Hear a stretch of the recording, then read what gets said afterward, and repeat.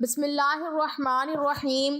حضرت انس رضی اللہ تعالی عنہ سے روایت ہے کہ ہم نے ایک دفعہ نبی کریم صلی اللہ علیہ وسلم کو دیکھا کہ آپ مسکرا رہے ہیں، تو حضرت عمر رضی اللہ تعالی عنہ نے پوچھا، یا رسول اللہ صلی اللہ علیہ وسلم، کون سی چیز مسکراہٹ کی سبب ہوئی؟ آپ صلی اللہ علیہ وسلم نے فرمایا، میرے دو امتی اللہ تعالیٰ کے سامنے گھٹنے ٹیک کر کھڑے ہو گئے ہیں، ایک کہتا ہے کہ یا اللہ، اس نے مجھ پر ظلم کیا ہے، میں بدلہ چاہتا ہوں۔ اللہ تبارک و تعالی اس ظالم سے فرماتا ہے، اپنے ظلم کا بدلہ ادا کرو۔ ظالم جواب دیتا ہے، یا رب، اب میری کوئی نیکی باقی نہیں رہی کہ ظلم کے بدلے اسے دے دوں۔ تو مظلوم کہتا ہے کہ اے اللہ، میرے گناہوں کا بوجھ اس پر لاد دے۔ یہ کہتے ہوئے نبی کریم صلی اللہ علیہ وسلم آپ دیدہ ہو گئے اور فرمانے لگے، وہ بڑا ہی سخت دن ہوگا، لوگ اس بات کے حاجت مند ہوں گے کہ اپنے گناہوں کا بوجھ کسی اور کے سر ڈال دیں۔ اب اللہ تعالیٰ طالب انتقام سے فرمائے گا، نظر اٹھا کر جنت کی طرف دیکھ۔ وہ سر اٹھائے گا، جنت کی طرف دیکھے گا اور عرض کرے گا، یا رب، اس میں تو چاندی اور سونے کے محل ہیں اور موتیوں کے بنے ہوئے ہیں، یا رب، کیا یہ کسی نبی، کسی صدیق اور شہید کے ہیں؟ اللہ تعالیٰ فرمائے گا، جو اس کی قیمت ادا کرتا ہے اس کو دے دیے جاتے ہیں۔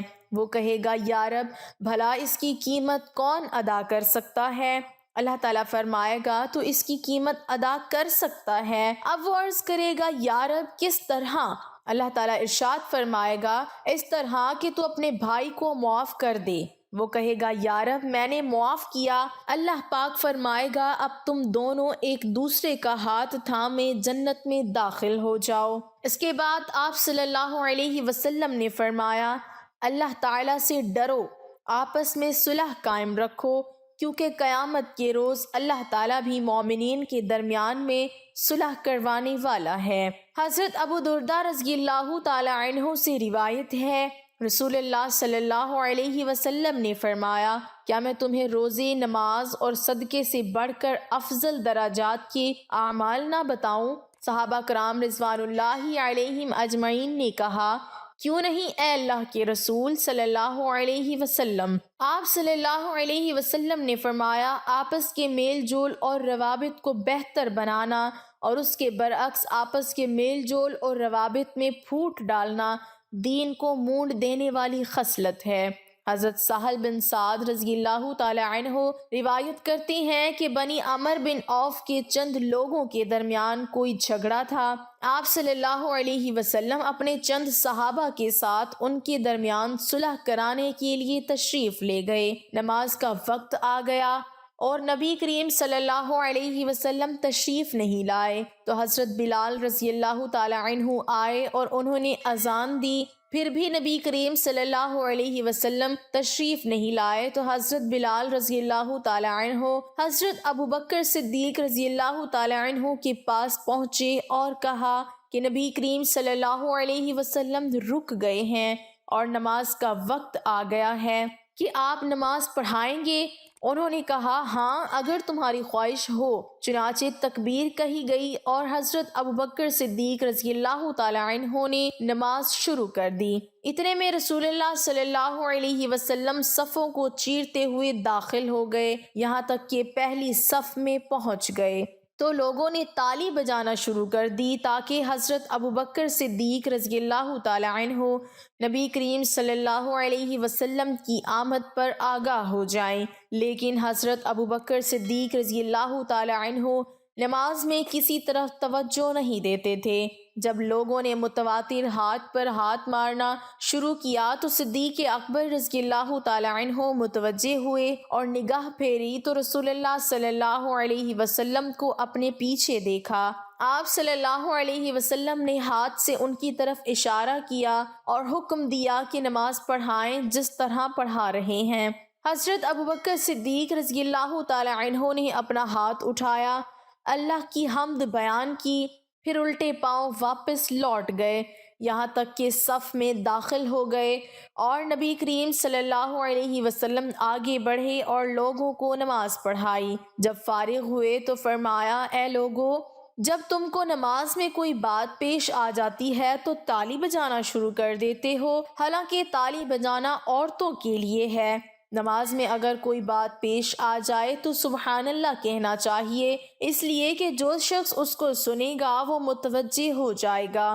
اور اے ابو بکر رضی اللہ تعالی عنہ، تمہیں کس بات نے اس سے روکا کہ لوگوں کو پڑھاؤ جبکہ میں نے اشارہ کر دیا تھا؟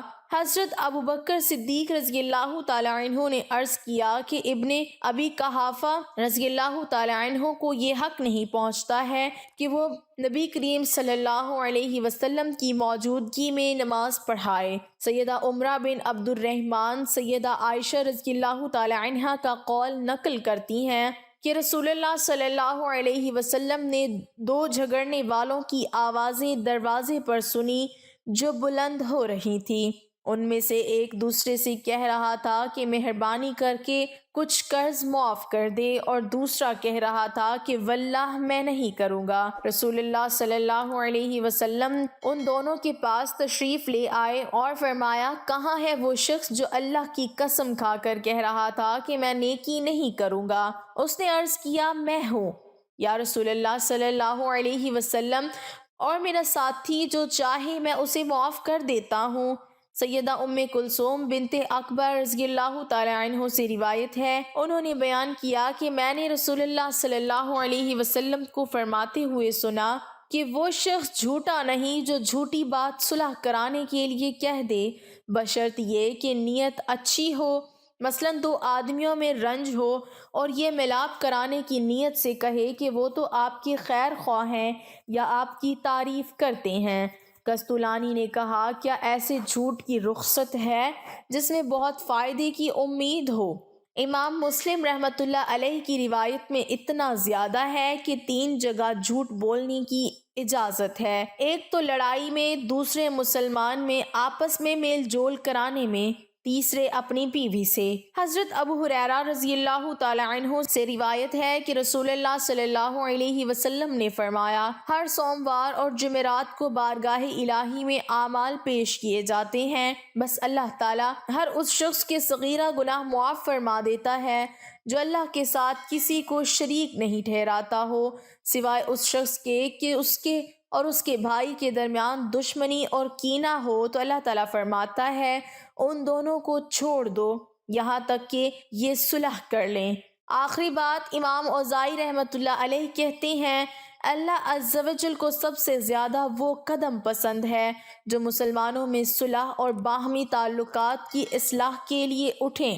اللہ تعالیٰ ہمیں بھی ان سب کی توفیق عطا فرمائے، آمین۔ وآخر دعوانا ان الحمد للہ رب العالمین۔ ناظرین، ویڈیو اچھی لگے تو لائک ضرور کیجیے گا، اور اگر آپ ہمارے چینل پر نئے ہیں اور ابھی تک آپ نے ہمارے چینل کو سبسکرائب نہیں کیا تو جلدی سے ہمارے چینل کو سبسکرائب کر دیں، اور ساتھ ہی لگے بیل کے بٹن کو بھی دبائیں تاکہ آئندہ آنے والی ہر نئی معلوماتی ویڈیو کا نوٹیفیکیشن آپ کو بر وقت ملتا رہے۔ اللہ تعالی ہم سب کا حامی و ناصر ہو، آمین ثم آمین۔